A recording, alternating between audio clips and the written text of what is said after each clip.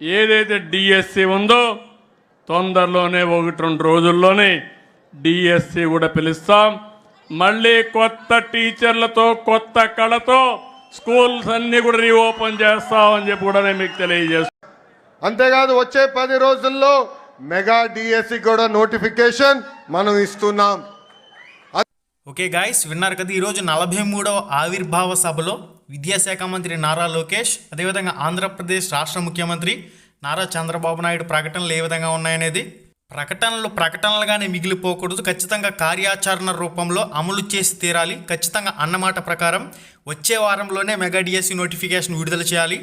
DSC notification విడుదలకు సంబంధించి ఒక పక్కా తేదీని కూడా ప్రకటించవలసిన అవసరం అయితే ఉంది.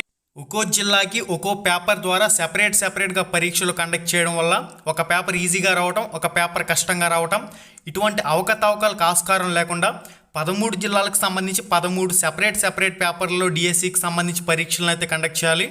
16,347 పోస్టుల భర్తీకి సంబంధించి అప్రాంటీస్ విధానం లేకుండా నోటిఫికేషన్ విడుదల చేయాలి.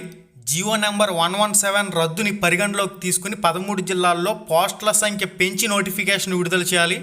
ఎస్జిటి సెకండరీ గ్రేడ్ టీచర్, అదేవిధంగా స్కూల్ అసిస్టెంట్కి సంబంధించి అన్ని కేటగిరీల్లో పోస్టులు కూడా దాదాపుగా 24,000 నుంచి 27,000 వరకు పోస్టులు ఖాళీగా ఉన్న నేపథ్యంలో అన్ని కేటగిరీల్లో ఖాళీగా ఉన్న పోస్టులన్నింటినీ కూడా పరిగణలోకి తీసుకుని తక్షణమే అన్నమాట ప్రకారం ఏప్రిల్ మొదటి వారంలోనే డిఎస్సికి సంబంధించి నోటిఫికేషన్ విడుదల చేయాలి.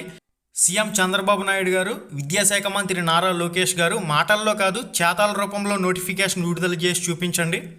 హై ఫ్రెండ్స్, ఎలా ఉన్నారు? మీరు కానీ ఫస్ట్ టైం మన ఛానల్కి వచ్చినట్లయితే ఇక్కడ కనిపిస్తుంది కదా ఎర్రటి రెడ్ కలర్ సబ్స్క్రైబ్ బటన్ మీద క్లిక్ చేసి పక్కనే ఉండే గంట సింబల్ని ఆల్ అని చెప్పేసి క్లిక్ చేసుకుని ఉంచుకోండి.